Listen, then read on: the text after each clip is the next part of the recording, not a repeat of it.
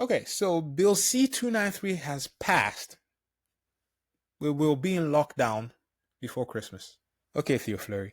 Remember this guy, Theo Fleury? If you guys are hockey fans, he used to be in the NHL. He played like 1,000 games between 1989 and 2003. He played for the Calgary Flames, for the Chicago Blackhawks, even played for the Canada men's hockey team. Had a legendary career. But Theo Fleury has a problem. He, like many people, didn't like COVID lockdowns and vaccine mandates. His tweets will tell you that much. He would like you to know that this Bill C293, if it's adopted into law by the Canadian government, it could mean future lockdowns. Now, we love to discuss on this channel, so let's break it down. Okay? So, what is this Bill C293, anyways? It passed its second reading in the Senate on October 22nd, 2024. It's not quite law yet. It still needs to go through a committee stage where its fine points will be studied by a small group of parliamentarians. But it's still a long way from a royal assent, which will see it become law. Who knows? We might get GTA 6 before it is passed anyways. What is this evil bill that would see us return to lockdowns? Like, you remember lockdowns? Probably like half the population of Canada got divorced during the lockdowns, and about a quarter of the population became sex workers. I made that startup. Anyways, focus, Victor. Focus. Anyways, so Bill C293 was introduced by the Liberal MP Nate Erskine-Smith in June of 2022. And here's a summary of what that bill is supposed to do. So this enactment enacts the Pandemic Prevention and Preparedness Act to require the Minister of Health to establish an advisory committee to review the response to the COVID-19 pandemic in Canada in order to reduce the risks associated with future pandemics and inform a pandemic prevention and preparedness plan. It also requires the Minister of Health to establish, in consultation with other ministers, a pandemic prevention and preparedness plan, which is to include information provided by those ministers.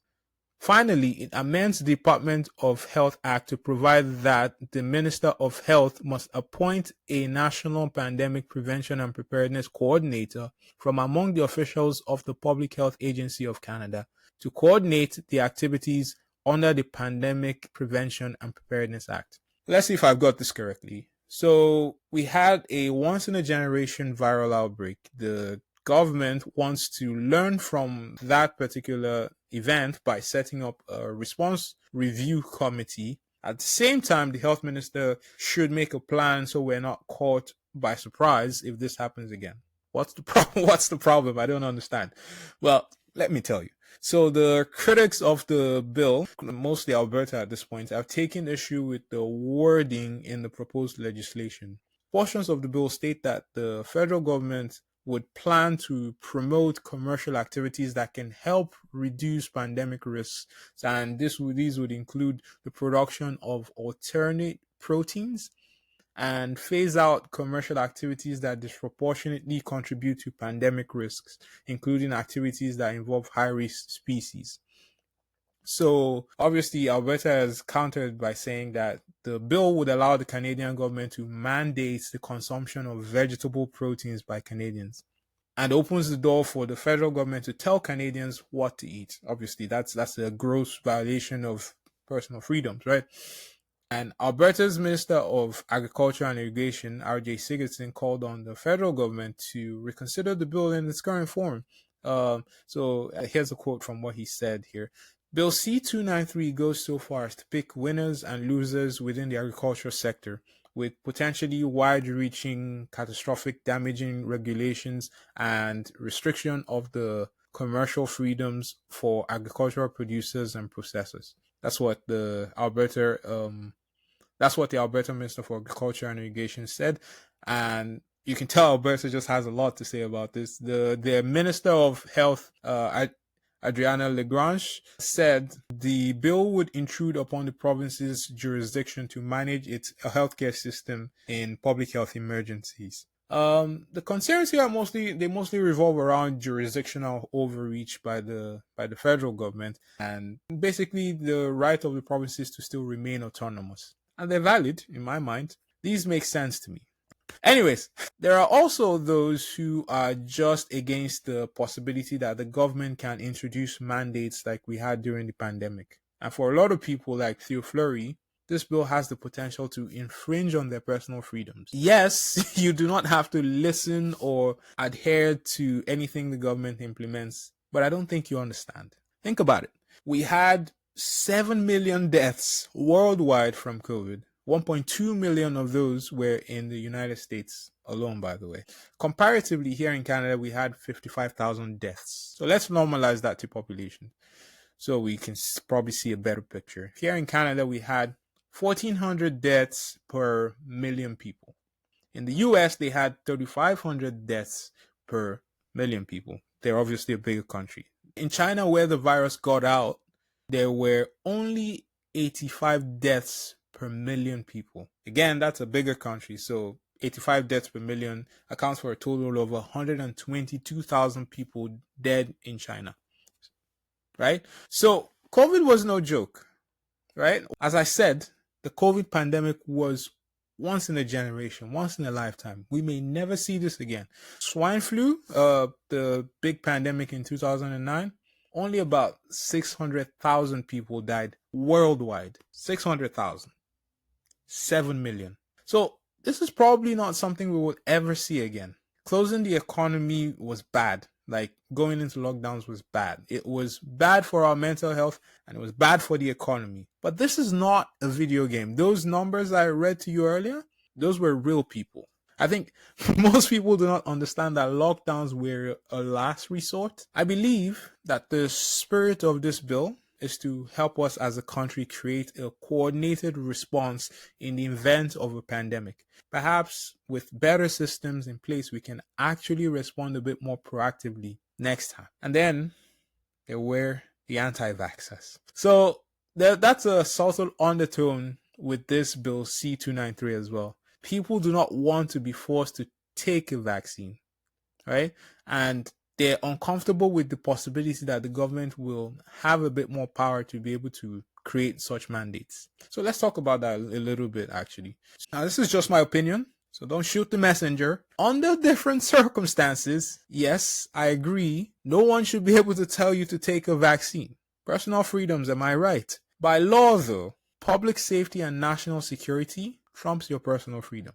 By facts and figures, COVID was a matter of national security. Under those premises, you will agree that vaccine mandates were necessary. We know that vaccines work, right? We've seen evidence with things like smallpox and with measles. Those are great examples of cases where vaccines were effective.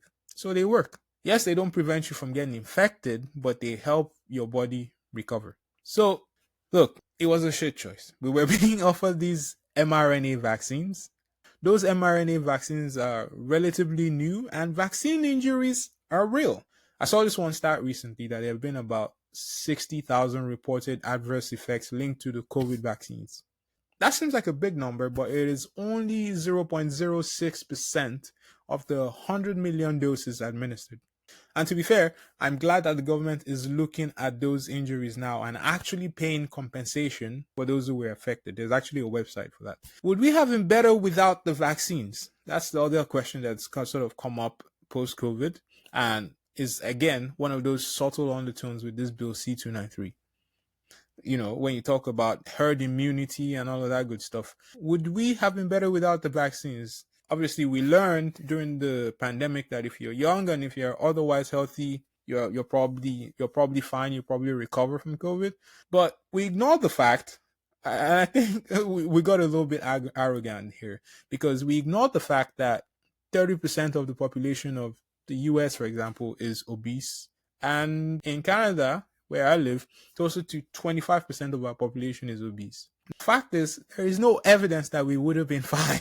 There is no evidence that we would have been fine. Studies have shown if you're fat, you are more likely to be hospitalized from COVID. But let's ignore that. Before the vaccines actually rolled out, we already had 1.8 million deaths worldwide. It wasn't even officially termed a pandemic at that point. But I'll end with this. We were scared of the COVID vaccine because it was unstudied and may or may not actually do anything. I can get behind that. But somehow, someone decided that we could trust horse dewormer, so ivermectin, I'm referring to ivermectin here, over the COVID vaccine. Now, to be fair, it is approved for treating parasitic worms in humans as well as horses, amongst its other uses. But can you see the irony in that? Like, ivermectin was equally unstudied as the COVID vaccine. And it isn't without its toxic effects, like most drugs. Its most common side effects are it causes difficulty moving, muscle pain or stiffness, pain in the joints, swollen or painful or tender lymph glands in the armpit. My whole point here is that we were doing wild things during the pandemic, things that you might look back on now and be like, what the hell was I thinking? But I'll bring it back to Bill C293. I think whatever form it takes, we need to have a national plan to deal with a pandemic that could happen in the future. So I'll throw this out to you guys, to you at home, my friends. What do you think of the proposals of this Bill C293? Should it be an option for the government to be able to exert so much control in the event of a pandemic? Also, and this is a really important question, I'd like to know, which horse dewormer did you take during the pandemic?